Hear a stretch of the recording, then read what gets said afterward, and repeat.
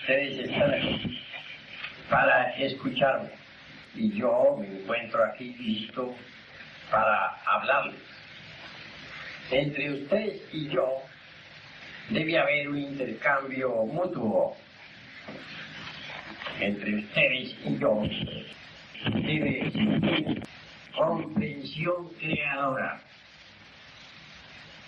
Solo así podremos realmente entender el sentido práctico de la reunión de esta noche.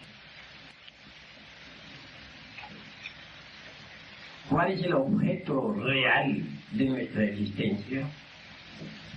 ¿Para qué estamos aquí? ¿Por qué? Esto es algo que debemos elucidar con claridad meridiana. Esto es algo que debemos sopesar, analizar, enjuiciar serenamente. Vivimos en el mundo. ¿Con qué objeto? Sufrimos lo indecible. ¿Para qué? Luchamos por conseguir eso que se llama pan, abrigo y refugio. Y después de todo, ¿qué? ¿En qué quedan todos nuestros esfuerzos?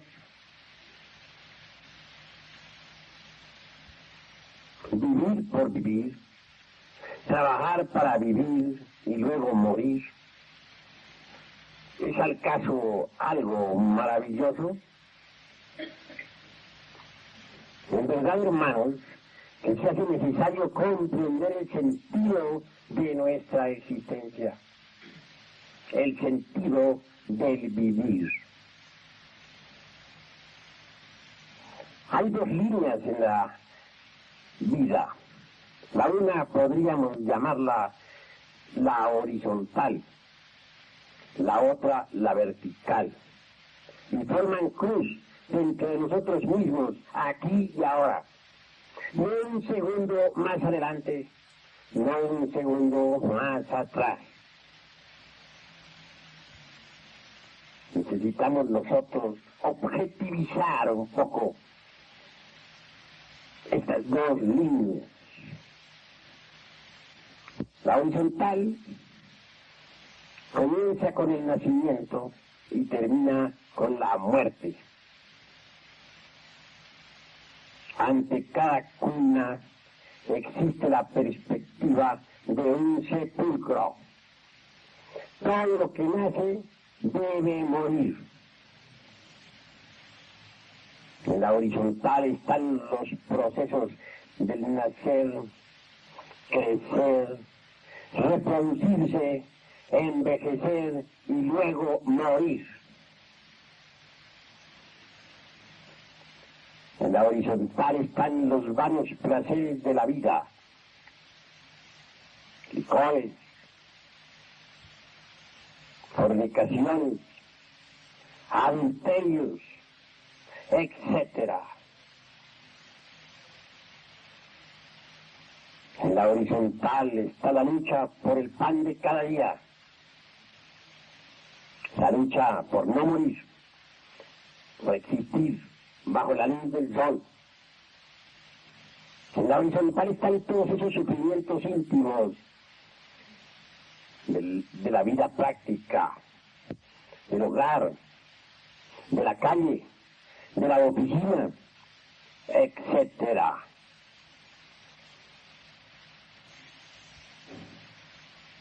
Nada maravilloso puede ofrecernos la línea horizontal.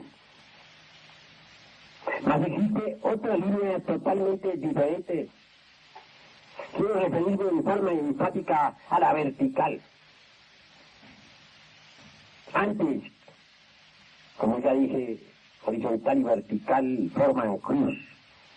En esta vertical es interesante. En esta vertical están los distintos niveles del ser. En esta vertical están los poderes trascendentales y trascendentes del último. En esta vertical están los poderes esotéricos, los poderes que divisan, la revolución de la conciencia, etc. Con las fuerzas de la vertical podemos nosotros influir decididamente sobre los aspectos horizontales de la vida práctica.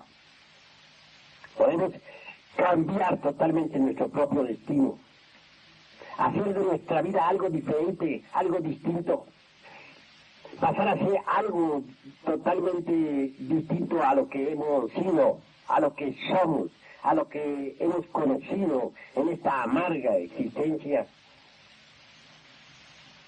Es pues la vertical maravillosa, revolucionaria por naturaleza.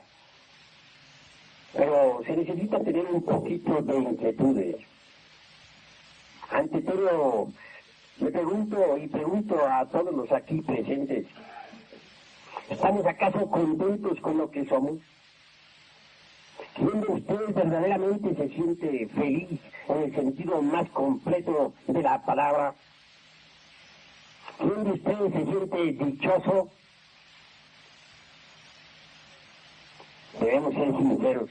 Ninguno de nosotros goza de la auténtica felicidad. Ninguno de nosotros puede decir que vive en paz. Ninguno de nosotros puede decir que se halla en un oasis de bienaventuranza. Tenemos inquietudes terribles, sinsabores, ansiedades, amarguras. Sufrimos mucho. Nuestro corazón palpita con intensidad tremenda. Necesitamos salir de este fango en el que nos encontramos. Necesitamos de verdad cambiar radicalmente. Y esto solamente sería posible si nosotros apelamos a los poderes trascendentales y trascendentes de la vertical. Cuando uno que marcha por la horizontal se acuerda de sí mismo, de su propio ser. Cuando se pregunta quién soy, de dónde vengo, para dónde voy, cuál es el objeto de la existencia, inevitablemente entra por la senda vertical, que es la senda de la revolución, la senda que conduce al superhombre. Ha llegado la hora del superhombre. El animal intelectual realmente no es más que un puente tendido entre el animal y el inferior y el superhombre. Nosotros necesitamos convertirnos en verdaderos reyes de la creación, en amos de sí mismos, en señores de todo lo que es, de todo lo que ha sido, de todo lo que será. Es un cambio, una transformación total. Urge salir cuanto antes de este brellal, de este caos en que nos encontramos, en que nos debatimos miserablemente.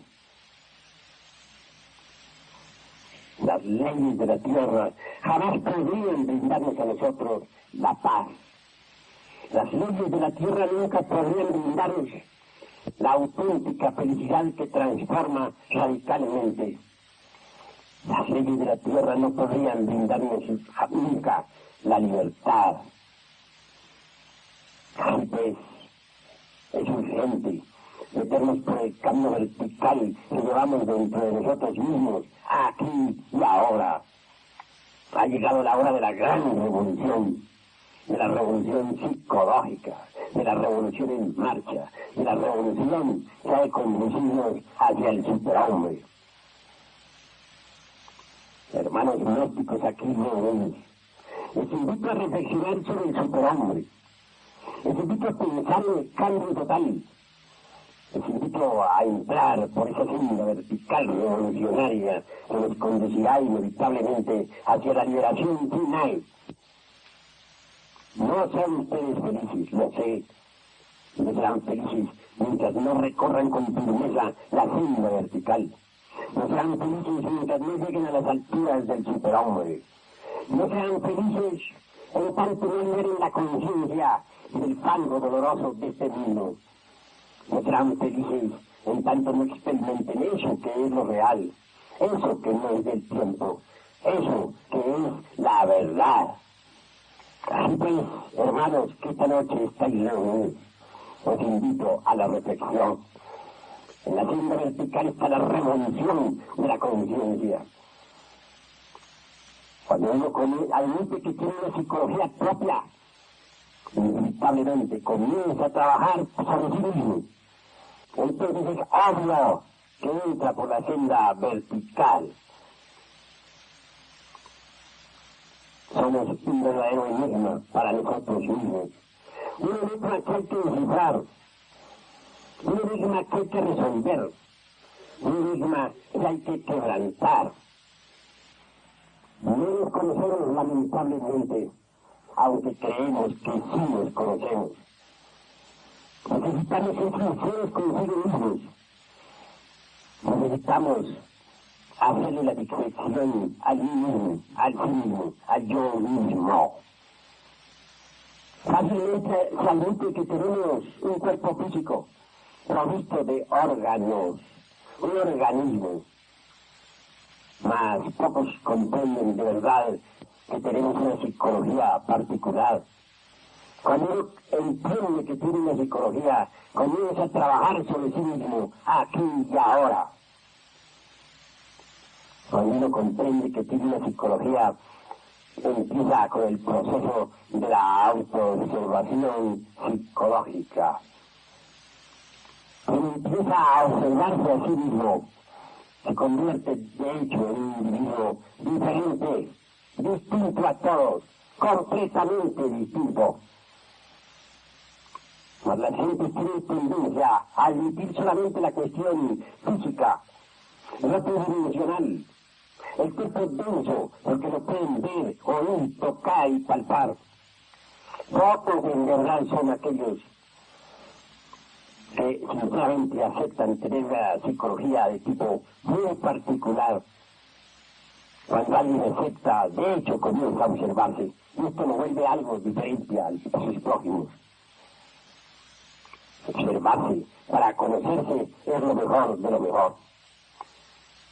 Alguien me decía el otro día, o hace algún tiempo, para ser más claro, que si se conocía a sí mismo, entonces no tuve inconveniente alguno decirle, si usted se conoce a sí mismo, dígame, ¿cuántos átomos tiene usted en su bigote? El hombre dijo, bueno, eso sí no lo sé yo. Le dije, si no conoce un pelo de su bigote, si no sabe cuántos átomos tiene, mucho menos va a conocer la totalidad de sí mismo. Incuestionablemente aquel hombre no tuvo más que aceptar una afirmación. Cuando uno se conoce a sí mismo profundamente, conoce al universo y a los dioses. En la senda vertical nos proponemos ante todo conocernos a sí mismos, porque solo conociéndonos a sí mismos podemos conocer a los demás. En la senda vertical, mis queridos hermanos, tenemos que hacer un inventario psicológico de sí mismos para saber cuánto tenemos y cuánto nos falta. Hay mucho que debemos eliminar, mucho inútil en nuestro interior, y también hay mucho en nosotros que debemos conquistar, que nos falta. Nos sobra mucho, nos falta mucho. En la senda vertical hacemos un inventario de sí mismos para saber quiénes somos, de dónde venimos, para dónde vamos, cuál es el objeto de la existencia. Aquí reunidos nosotros en esta sala debemos tratar de intuir un poco, debemos tratar de autoconocernos, debemos en verdad plantear el tema de sí mismos, ponernos sobre el tapete de la mesa, si es que en realidad estamos dispuestos a trabajar para cambiar totalmente. En la senda vertical están los distintos niveles del ser. Cuando uno comienza a trabajar sobre sí mismo para eliminar tal o cual defecto psicológico, inevitablemente entra, de hecho, y por derecho propio en un nivel superior del ser. Se nos ha dicho con gran verdad que el nivel del ser de cada cual atrae su propia vida. Un hombre es lo que es su vida. Observen ustedes una vaca en pleno establo. Su propio nivel del ser atrae su propia vida.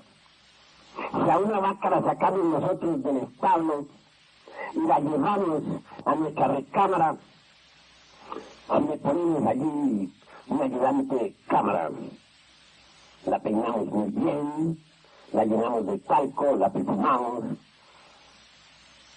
no por ello dejará de ser vaca. Ella continuará con sus costumbres de vaca. Ella hará entonces de nuestra hermosa recámara un establo. No cambiará, porque el nivel de ser de cada cual atrae su propia vida. Si sacamos entre las multitudes a un mendigo, harapiento, y lo llevamos al palacio de Buckingham, para que viva allí al lado de la reina Isabel, en principio será atendido por muchos criados, se le considerará un gran señor. En su nivel del ser atraerá su propia vida. Pronto los criados aquel encontrarán en este mendigo costumbres muy distintas a las del palacio. Verán que es avaro, verán que guarda los dineros en forma terrible, que no gastará jamás un céntimo ni para ayudar a un amigo. Se darán cuenta de su irritabilidad, se darán cuenta de su inescrupulosidad, se darán cuenta de su chismografía, se rodeará de enemigos, etc. Del dice que se dice, y llegará por último el momento en que él será a sí mismo solo en el pleno palacio de Buckingham. Tendrá que rogarle a los criados que le lleven siquiera un plato para comer, porque ellos ya no querrán atenderlo. Y abandonarán dentro del mismo palacio de Buckingham, aunque se vista lo mejor posible, continuará siendo lo que es, un mendigo. El nivel del ser de cada cual atrae su propia vida. Un hombre es lo que es su vida. Muchos se preocupan por tener enormes cantidades de dinero. Dicen, si yo me sacara la lotería, cuán distinta sería mi existencia. Una extraordinaria de Navidad cambiaría radicalmente. Mas eso es falso. Completamente falso, porque el nivel del ser atrae su propia vida. Un hombre, repito, es lo que es su vida. Conviene que nosotros reflexionemos en todas estas cuestiones. No es consiguiendo enormes cantidades de dinero como vamos nosotros a cambiar nuestra misma existencia. No. Lo que necesitamos es pasar a un nivel superior del ser. Coloquémonos por un momento en uno de esos lugares extraños de la ciudad, en una de esas ciudades perdidas, en uno de esos terrenos donde los paracaidistas asociados forman existencias, dijéramos, colectivas infrahumanas, para que veamos mejor la cuestión del nivel del ser.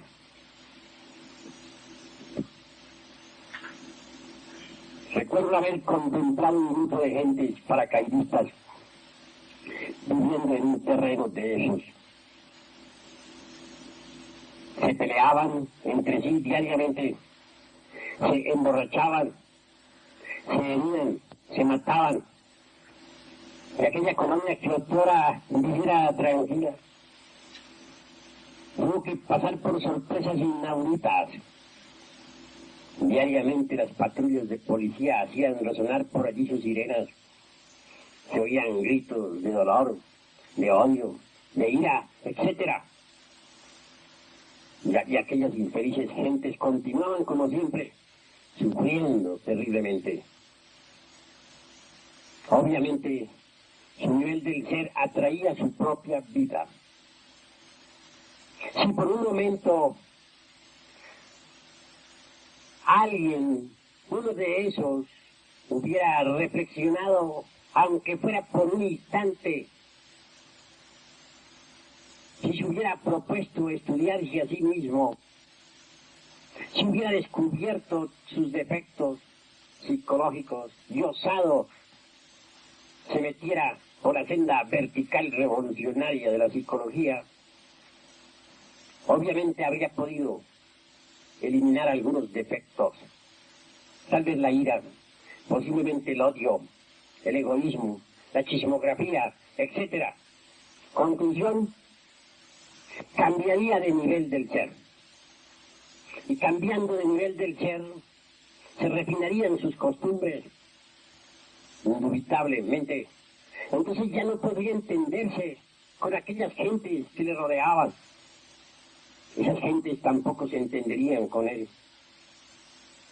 Precisado se vería a hacer nuevas amistades. Y por ley sencillamente de afinidades psicológicas, contraería nuevas amistades. Total, al cambiar de nivel del ser, cambiaría su vida. Posiblemente esas nuevas amistades le brindarían nuevas oportunidades mediante la interrelación. Cambiaría el aspecto económico de su propia existencia. Conseguiría un trabajo diferente.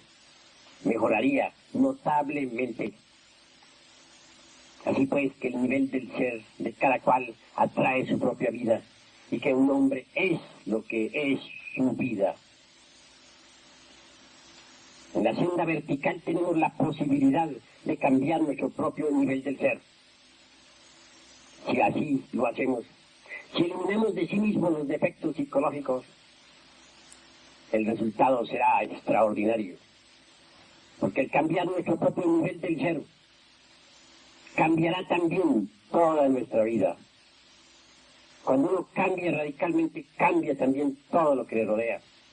Las circunstancias estas molestosas de la existencia, las circunstancias nada agradables de la vida, no son sino meras proyecciones de lo que en nuestro interior sucede. Si en nuestro interior nosotros cambiamos, las circunstancias externas cambiarán también. Pero si interiormente no cambiamos, las circunstancias exteriores tampoco cambiarán.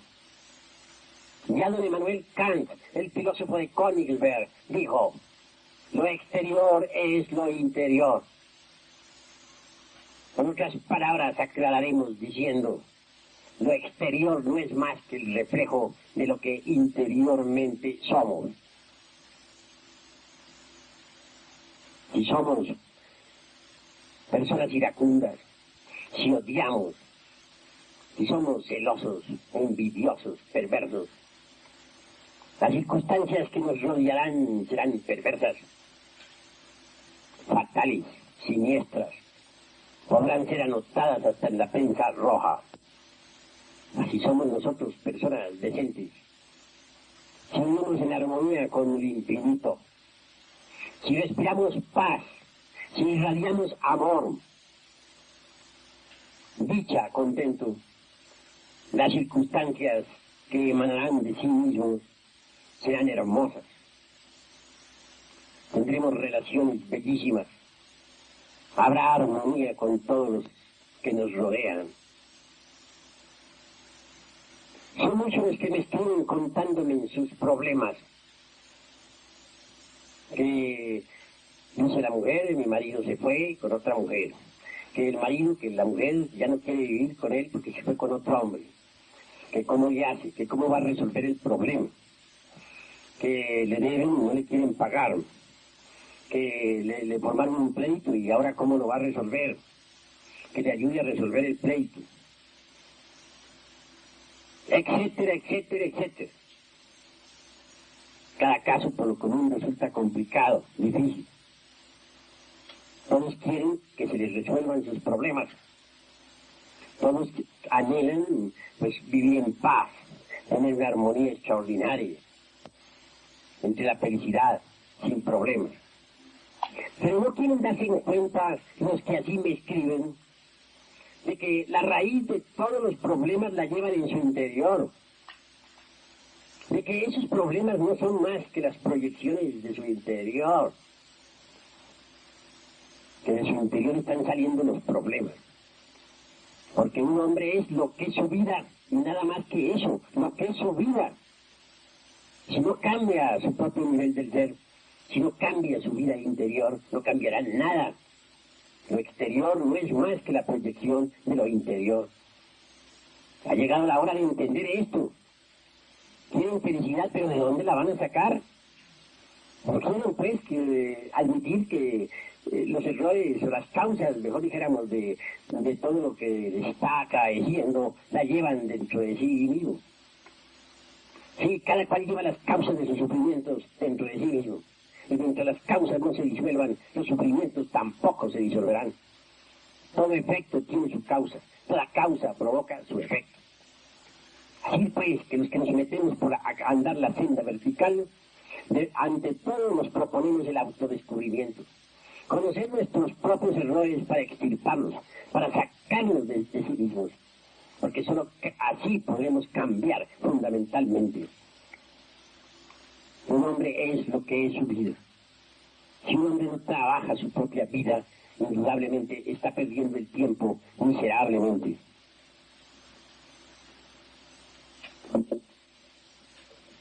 La vida es como una película que concluye aparentemente con la muerte. La muerte es el regreso al punto de partida original, con la posibilidad de volver a proyectar sobre el tapete del mundo la misma vida. En el budismo se nos habla de las vidas sucesivas, mas yo digo, en verdad que no hay vidas sucesivas. Lo que hay, lo que realmente existen son existencias sucesivas. Porque la vida es la misma. Cuando llega la hora de la muerte, termina la película. La enrollamos y nos la llevamos para la eternidad. Allí la revivimos en forma retrospectiva. No olviden ustedes que así como hay un espacio tridimensional, visible y tangible, así también existe un espacio psicológico. Y esto es innegable, incuestionable, axiomático. En el espacio psicológico continúa nuestra propia vida. Allí la revivimos, digo, en forma retrospectiva. Más tarde regresamos en el tiempo. Nos reincorporamos en un nuevo organismo. Esa es la ley del eterno retorno de todas las cosas. Y regresamos para volver a proyectar nuestra mismísima vida, para proyectarla otra vez sobre el tapete de este mundo. Así pues, no son vidas sucesivas lo que existe. Realmente lo que hay son existencias sucesivas. Distingas entre vidas sucesivas y existencias sucesivas. Vida no es una. La que nos llevamos, la que nos traemos, la que nos volvemos a llevar y la que volvemos a traer. Siempre la misma. La existencia, sí. A cada alma se le asignan 108 existencias. Estoy haciendo estas afirmaciones porque estoy ante un auditorio muy especial. Estoy ante un auditorio formado por gentes del movimiento gnóstico internacional, por gentes revolucionarias, rebeldes, dispuestas en verdad a seguir por la senda vertical, por la senda de las transformaciones, por el camino que nos ha de conducir al superhombre. Ha llegado el instante de que reflexionemos en lo que es nuestra propia vida. Si no cambiamos esa película de la vida, esa que nos llevamos, esa que volvemos a traer, si no la modificamos, continuará siempre repitiéndose. Y se repetirá a través de 108 existencias. Y si a pesar de todo no la cambiamos, tendremos que ir, como dice el dicho por ahí, con nuestra música a otra parte. Y tendremos que llevarnos nuestra propia vida al reino mineral sumergido. Que tal reino es una realidad, nadie la puede negar, pues estamos viviendo sobre las epidermis de esta pobre tierra que viaja con nosotros a través del espacio infinito. que Dante Alighieri en su primera comedia haya ubicado a sus infernos dentro del reino mineral y sumergido, nada tiene de extraño. Y esto lo saben los divinos y los humanos. Obviamente, aquellos que fracasan en la transformación de su propia vida, aquellos que no son capaces de eliminar sus defectos psicológicos, habrán de evolucionar en el tiempo, dentro de los 9 círculos dantescos, hasta la muerte segunda.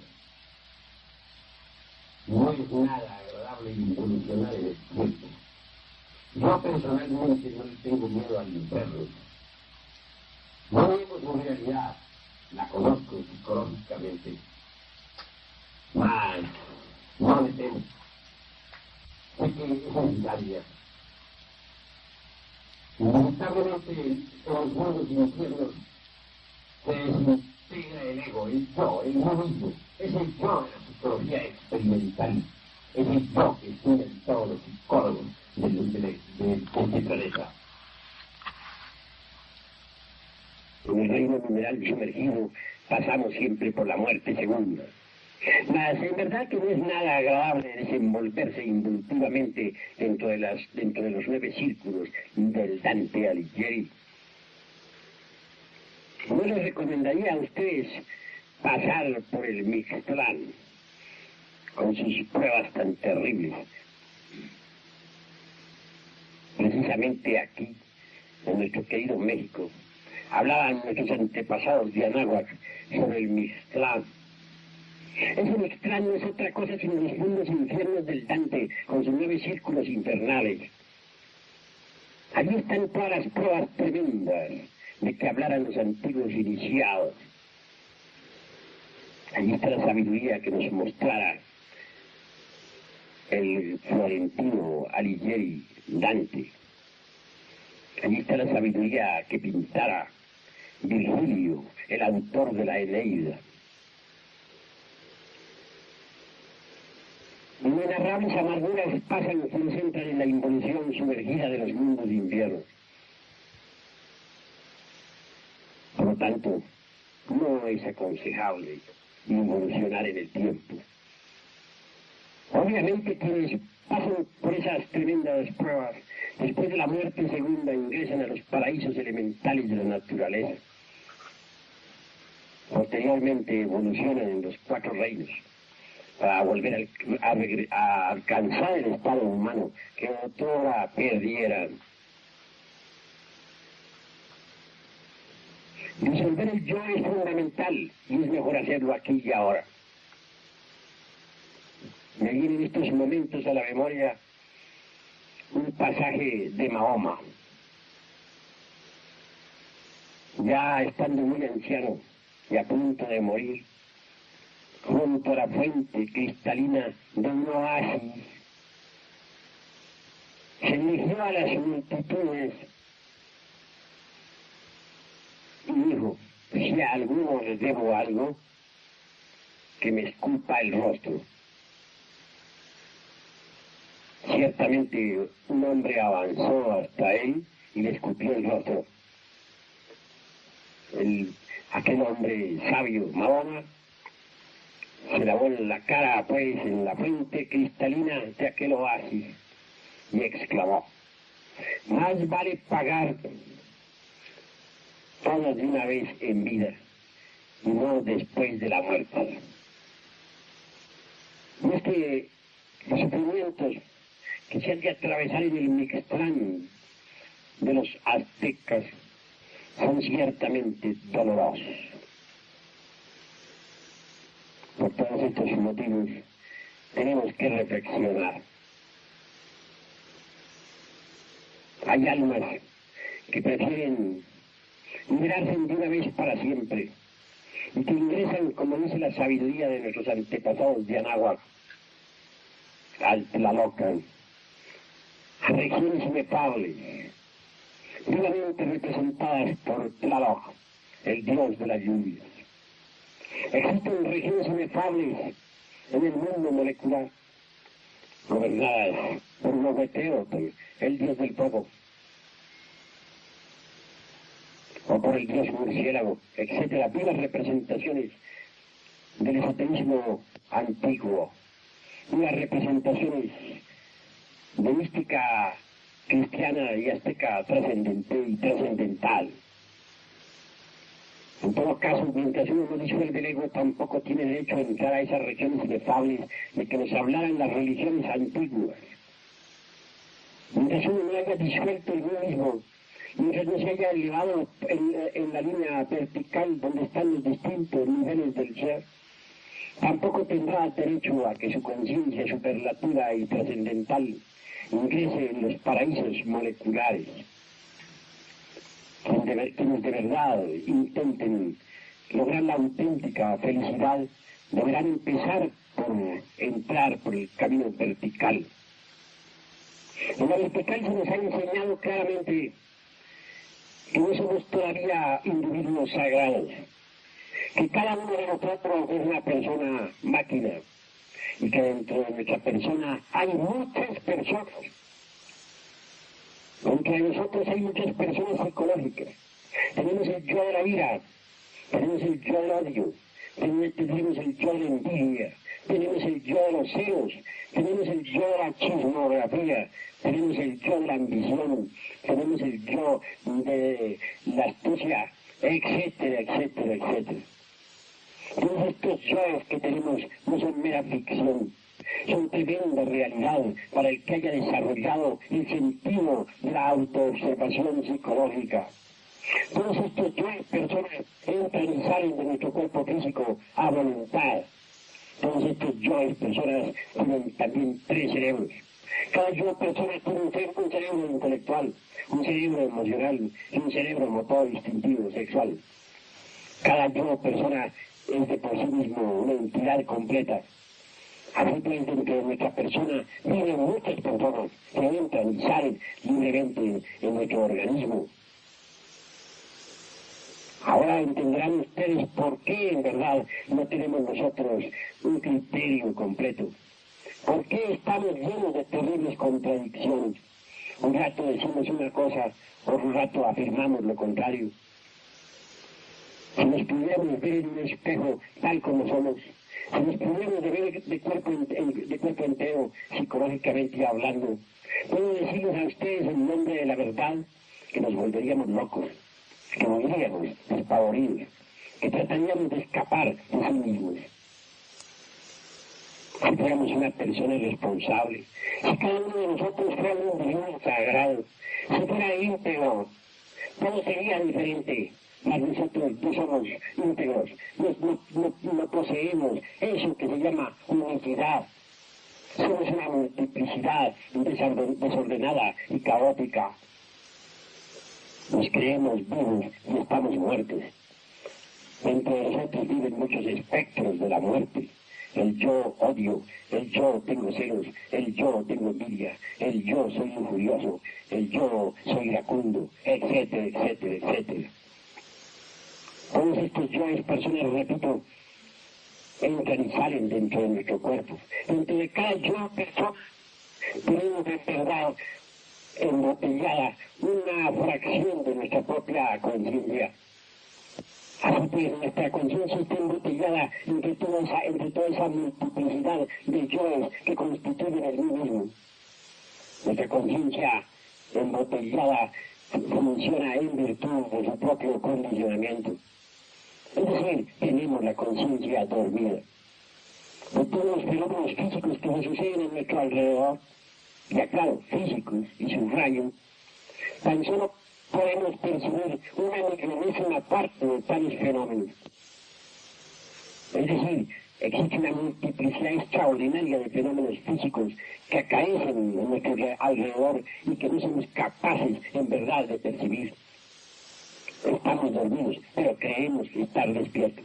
No admitimos estar dormidos, hasta nos ofendemos cuando alguien nos trata de pálido. Mas en verdad necesitamos despertar. Los 4 evangelios insisten en la necesidad de despertar.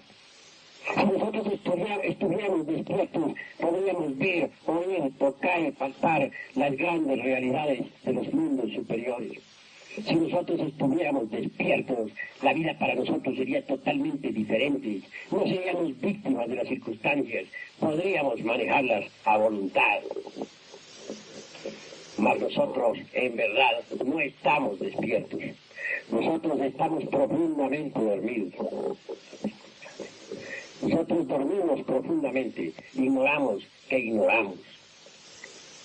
Ha llegado la hora en que nos preocupemos por el despertar. Cuando despertemos podremos percibir perfectamente eso que es la verdad, eso que no es del tiempo, eso que está más allá del cuerpo, de los afectos y de la mente. Cuando uno experimenta lo real, también experimenta un elemento que transforma radicalmente. Nosotros necesitamos experimentar ese elemento con el propósito de trabajar intensamente sobre sí mismos. Se hace necesario de todo resolver esas personalidades vanas que cargamos en nuestro interior, con el objeto precisamente de despertar conciencia. Cuando el núcleo psicológico, bien sea de ira, bien sea de odio, etcétera, es desintegrado, la conciencia allí embotellada también queda emancipada, liberada. Entonces viene el despertar. Normalmente la gente tiene un 3% de conciencia despierta. Mas si trabajamos sobre sí mismos, si eliminamos todos esos yoes personas que en nuestro interior moran, elevaremos nuestro porcentaje de conciencia poco a poco. Si la gente tuviera siquiera un 10% de conciencia despierta, podríamos decir que en verdad las guerras sobre la faz de la tierra desaparecerían para siempre. Si la gente llegara a tener un 50% de conciencia despierta, la tierra sería un paraíso. Ahora, llegar a tener un 100% de conciencia despierta es solo cuestión de iniciados, de superhombres, como de Moisés, Buda, Gautama, el Cristo, etcétera, etcétera, etcétera. Necesitamos trabajar mucho, disolver esos yoes que en nuestro interior cargamos para poder cambiar nuestra propia vida, para poder despertar conciencia, para llegar a la iluminación, para experimentar en verdad eso que no es del tiempo, eso que es la verdad. Ante todo, como ya dije, cuando uno entra por la senda vertical, cuando admite que tiene una psicología, comienza a autoobservarse. Cuando uno descubre que tiene el yo de la ira, debe trabajarlo. En principio, solo limitarse a comprenderlo, a observarlo y luego comprenderlo a través del análisis, a través de la meditación profunda, a través de los estudios directos. Una vez comprendido que tenemos tal o cual yo efecto, entonces pasamos a la tercera fase: desintegración, eliminación. La mente por sí sola no podría eliminar ningún efecto psicológico. La mente tan solo puede rotularlo con distintos nombres, pasarlo de un nivel al otro, esconderlo de sí misma y de los demás, etc. Condenarlo o justificarlo, pero jamás alterarlo radicalmente. Necesitamos de un poder que sea superior a la mente y un poder que pueda realmente desintegrar cualquier yo defecto. Afortunadamente ese poder lo poseemos todos dentro de nosotros mismos, aquí y ahora. Quiero referirme en forma enfática al poder serpentino anular que se desarrolla en el cuerpo de la zeta gnóstico, a ese poder extraordinario que los orientales denominan Kundalini y que los alquimistas medievales denominan Stella Maris. Stella Maris, en verdad que es una variante de nuestro propio ser, pero derivado. Stella Maris, la cobra sagrada, el poder serpentino, debe Kundalini, como se le llama en el Hindustán y en el Tíbet, puede desintegrar instantáneamente cualquier defecto de tipo psicológico. Es obvio que todos tenemos pleno derecho a invocar el poder de Devi Kundalini Shakti. El poder se multiplica, se desarrolla, se desenvuelve cuando se trabaja extraordinariamente en la fragua encendida de Vulcano, en la novena esfera. Los solteros también pueden invocar a Devi Kundalini cuando quieran eliminar tal o cual error psicológico. Mas en verdad tenemos que afirmar en forma enfática que el poder maravilloso de Devi Kundalini Shakti se multiplica extraordinariamente en la novena esfera. Con ese poder milagroso podemos desintegrar cualquier defecto. Devi Kundalini, Isis, Adonía, esa variante de nuestro propio ser, ese aspecto de Dios Madre en nosotros, puede eliminar de sí mismos el defecto que hayamos comprendido íntegramente en todos los niveles de la mente.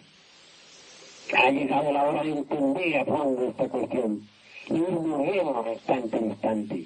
Solo con la muerte adviene lo nuevo. Si el grano no muere, la planta no nace. Es necesario que nos reservamos todos a morir si queremos de verdad nacer espiritualmente. Recordemos la frase el párrafo aquel, de Jesús y de Nicodemo. Jesús exclamó diciendo: es necesario que mueras para poder entrar en el reino de los cielos. Nosotros necesitamos morir aquí mismo, ahora, si es que queremos de verdad entrar en los mundos superiores de conciencia cósmica, completamente despiertos, totalmente iluminados, transformados radicalmente. Así como estamos no debemos para nada, somos un fracaso total. Así como estamos no somos sino egos. El yo psicológico no puede crear una novedad. El yo psicológico no puede iniciar la era del Acuario en que el augusto tronar del pensamiento. El yo psicológico no puede hacer la era de oro. Aquellos profetas falsos que dicen que en el año 2001, 2007 comenzará la era de la fraternidad y del amor, la era de oro cantada por Vigilio, el poeta de Mantua, en su colosal obra titulada La Eneida. Se equivocan, mienten. Porque, ¿de qué manera podría el ego inventar una edad de oro? ¿Creen ustedes acaso que es una psicología experimental? Ese yo tenebroso, ese yo otro, ese yo de la envidia, etcétera, etcétera, etcétera, podría crear en verdad la edad de oro? Obviamente necesitamos morir en sí mismos, aquí y ahora. Si es que queremos de verdad crear la futura edad, crear una nueva civilización, crear una nueva cultura. Ha llegado el momento de entender que no somos felices. Ha llegado la hora de comprender que somos unos desventurados y no debemos engañarnos a sí mismos creyéndonos muy autoimportantes, autoperfectos, soberanos, dioses, hombres, y no sé qué más. Coloquemos en el plano de la cruz, cada uno de nosotros tiene que luchar para existir, tiene que luchar para vivir, no es feliz. Cambiar es lo fundamental. En mi libro se ha hablado mucho sobre el sexo, he dicho bastante sobre la fragua encendida de Vulcano, sobre la alquimia sexual, obviamente mediante la transmutación de la libido genésica, citada tantas veces por San Agustín. Es posible crear los cuerpos existenciales superiores del ser para convertirlos en hombres. ¿Mas de qué serviría convertirlos en hombres auténticos en el sentido más completo de la palabra, en el sentido más extraordinario, si no eliminamos el ego? Aquel que posea los cuerpos existenciales superiores del ser y no haya eliminado el ego, se convierte de hecho y por derecho propio en un Hanasmuchen con doble centro de gravedad, en un fracaso, en un aborto de la madre cósmica. Así pues, trabajar en la fragua encendida de los cíclopes es necesario, pero si no eliminamos el ego, fracasaremos rotundamente. Que ninguno de nosotros se crea perfecto, porque perfecto solo el Padre que está en los cielos es perfecto. Nosotros todos, empezando por mí, que soy el que estoy dictando esta cátedra aquí ante ustedes, me considero y nos debemos considerar imperfectos. Es lamentable que en el movimiento gnóstico hayan todavía personalidades, dijéramos, que se crean perfectas. Es lamentable que en el movimiento gnóstico todavía haya mitómanos. personas que se sientan sublimes, jerárquicas. Yo como presidente fundador de este gran movimiento jamás me sentiría perfecto, porque estoy perfectamente convencido de que solo Él, el Señor, el Padre, es perfecto. Mas en el movimiento gnóstico se ven a veces incongruencias que asombran. Personas llenas de errores que se creen sapientes. Personas que se sienten muy santas cuando sus manos están llenas de carbón. Personas que se sienten muy elevadas jerárquicamente, transformadas en hierofantes, cuando en realidad de verdad ni siquiera han empezado a recorrer la senda vertical revolucionaria. Tenemos que situarnos en un plano de las más crudas realidades. En modo alguno he venido aquí por el propósito de ser pesimista. Tampoco me propongo llenar el corazón de ustedes con pesimismo. Solamente he querido poner sobre el tapete de las realidades el estado psicológico en que todos y cada uno de nosotros se encuentra. En tanto no hayamos eliminado de nuestro interior todos esos yoes defectos que cargamos, nuestra conciencia estará profundamente dormida. Moriremos sin saber a qué horas, naceremos sin saber cómo ni por qué. Continuaremos en el más allá como sonámbulos, como fantasmas. Así ha sido nuestra vida, así ha sido, y así será en tanto no eliminemos de nuestro interior los yoes defectos. Pero tengo que decirles a ustedes que no todo lo que se cree es mera intelectualización. No quiero decir que la intelección iluminada no sirva. Lo que quiero es aclarar que si el agua no hierve a 100 grados, no se disuelve lo que se debe disolver y no se cocina lo que hay que cocinar. Así también, similarmente afirmo y en forma enfática que si nosotros no pasamos por fuertes crisis emocionales, intencionales y conscientes, no eliminamos lo que necesitamos eliminar, y no cristalizamos en sí mismo lo que necesitamos cristalizar. No es todo pues mero intelecto. En este trabajo solamente es posible avanzar a base de trabajos conscientes y padecimientos voluntarios. No todo es intelecto, necesitamos pasar por grandes crisis emocionales. No todo es intelecto. El centro emocional debe valorizar el trabajo psicológico que nos conduce a la transformación de fondo. La emoción debe trabajar más que el intelecto. La emoción debe hacerse activa en nosotros. Así, por el camino de las emociones auténticas, llegaremos nosotros al despertar de la conciencia. En verdad que yo solo uso el intelecto cuando estoy hablando con ustedes. Cuando tengo que dirigirme a la humanidad, al mundo, en mi vida privada no lo uso. En mi vida privada solo existe el sentimiento, el amor, la conciencia, la música, la belleza y eso es todo. Mas el intelecto no claro los instantes para poder entenderme con ustedes. Porque como dije al principio, ustedes han venido aquí para escucharme y yo he venido aquí para hablarles. Y entre ustedes y yo debe haber mutua comprensión. Por eso me he visto obligado a usar el intelecto esta noche. En nombre de la verdad tengo que decirles que de todo, que se hace inaplazable la desintegración del vidrio.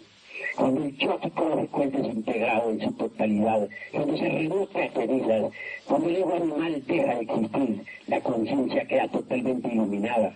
Puede ver a otro, puede platicar con ellos cara a cara, puede ver, tocar y palpar las grandes realidades de los mundos superiores, puede disfrutar el nirvana, el paranirvana, el mahaparanirvánico, etcétera, etcétera, etcétera. Pero mientras la conciencia esté dormida, nosotros no pasaremos de ser niños intelectuales condenados a la pena de vivir. Y eso es todo. Ha llegado la hora de las grandes revoluciones, la hora en que tenemos que decidirnos por el ser o el no ser de la filosofía, la hora en que tenemos que levantarnos en armas contra nosotros mismos, contra el mundo, contra la naturaleza, contra el cosmos, contra todo y contra todo. Ha llegado la hora en que nosotros debemos romper grilletes y abandonar esta cárcel de miseria donde vivimos. Tal cárcel se llama el ego. En tanto no destruyamos esta cárcel miserable, esta mazmorra inmunda, nuestra conciencia continuará allí enfrascada, funcionando en virtud de su propio condicionamiento, dormida, inerte. Ahora comprenderán ustedes por qué me interesó tanto, ¿por qué he dicho esta noche que lo principal es morir? Así es, así será, así debe ser. Desgraciadamente el ego ejerce una fascinación extraordinaria sobre nuestra propia conciencia. Al escucharme, muchos de ustedes dirán que soy demasiado pesimista. Se pondrán mano en el corazón para decir, bueno, yo he logrado algunos avances. Cada cual buscará algún justificativo para su conducta, para su modo de ser, etc. Porque nadie quiere reconocer la verdad, reconocer que es un infeliz. Se nos han hecho muchos profetas, cada cual promete maravillas. Los políticos prometen darle al mundo la dicha, la felicidad, etc. ¿Y qué? Que el mundo con sus amarguras sigue andando, y seguirán dando, y el dolor continuará día tras día, hasta que nosotros eliminemos las causas del dolor. Esas causas no están fuera de nosotros mismos, las causas están dentro de nosotros mismos, aquí y ahora. Necesitamos revelar nuestra vida contra nosotros mismos, contra la naturaleza y contra el cosmos. Necesitamos levantarnos en armas contra todo lo que existe. Si es que queremos la emancipación, la liberación final. Sinceridad es lo que necesitamos, no engañarnos más miserablemente los unos a los otros. Desgraciadamente, falta mucho la sinceridad en el mundo. Todos se sienten perfectos, todos se creen justos, todos se creen santos, todos se creen sabios.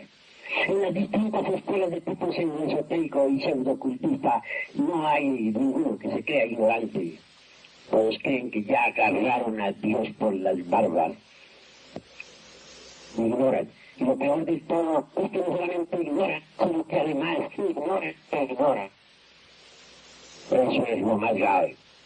Ha llegado la hora de las grandes decisiones. Ha llegado la hora en que nosotros debemos meternos por la senda de la revolución en marcha, por el camino angosto, estrecho y difícil que conduce a la luz, por el camino vertical revolucionario, por el camino de la revolución de la conciencia, por el camino que conduce al superhombre.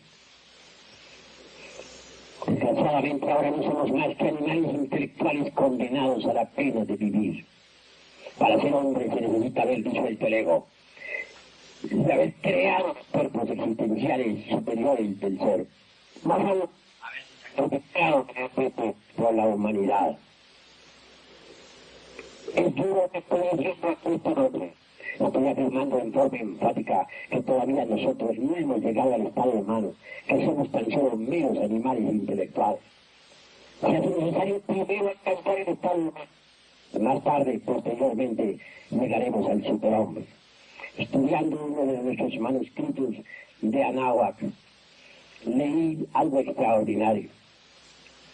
Afirman nuestros antepasados aztecas lo siguiente: los dioses crearon a los hombres de madera, los fabricaron de madera, y después de haberlos fabricado de madera, los fusionaron con la divinidad.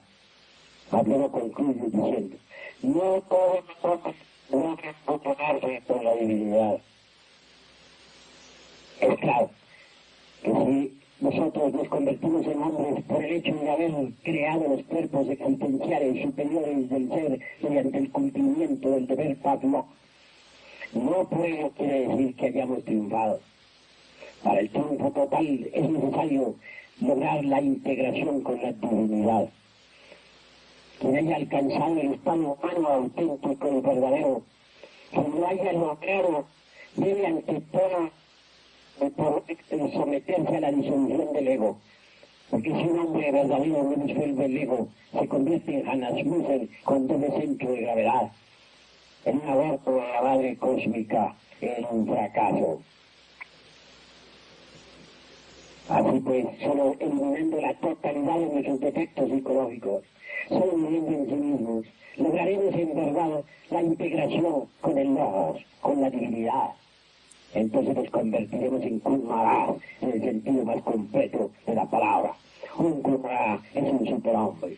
Un Kumará es un dragón encarnado. Un Kumará tiene poder sobre el fuego, sobre el aire, sobre las aguas y sobre la tierra. Nosotros debemos convertirnos en Kumará, en hombres auténticos, en seres divinales, inefables, en individuos sagrados. Mas así como estamos en verdad, no somos más que meros animales intelectuales condenados a la pena de vivir.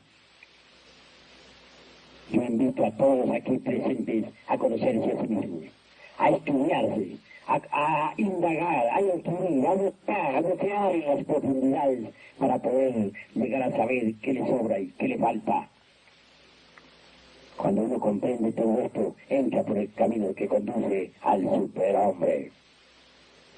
La hora ha llegado, la hora terrible en que grandes cataclismos se acercan. Tiembla la tierra en Guatemala, tiembla en Nicaragua. Continuarán los temblores por todas partes. Aquí mismo en nuestra ciudad capital habrá un temblor muy grande. Se multiplicarán los terremotos en toda la redondez de la tierra.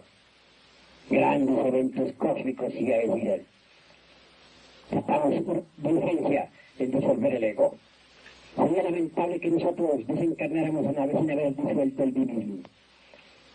Incuestionablemente, nos veríamos obligados a tener que involucionar entre las entrañas de la tierra, y esto no es nada agradable. Cuando alguien cumple 108 existencias, tiene que involucionar. Yo no quiero que ustedes involucionen entre las entrañas de este mundo.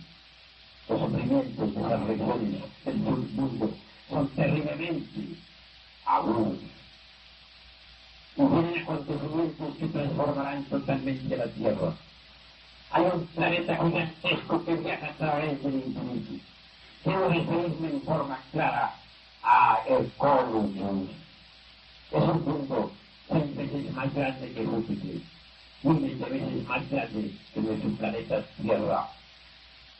El cosmos pertenece al sistema solar Pilar. Ese gigantesco planeta se acerca en forma arrolladora. Viaja, viene con el propósito de producir aquí una gran catástrofe.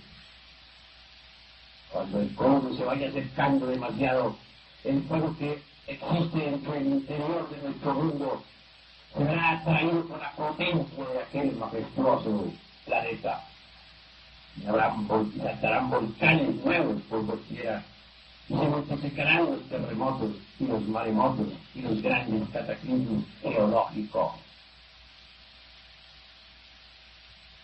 Con el máximo de acercamiento del cosmos, habrá una revolución de los ecos de la Tierra. La Tierra se volverá al revés, por decirlo así. Los poros se convertirán en Ecuador, el Ecuador en poros. Y entonces las aguas invadirán los actuales continentes, y habrá llanto y crujir de dientes. Porque los millones de seres humanos que ahora viven sobre la faz de la Tierra desaparecerán. Y todos los valores, digamos, próximos de esta humanidad involucionarán entre las entrañas del mundo, pasando por los 9 círculos dantescos. La hora terrible se acerca, la hora de la gran muerte. Es necesario que entendamos esto. No estoy hablando de ciencia ficción.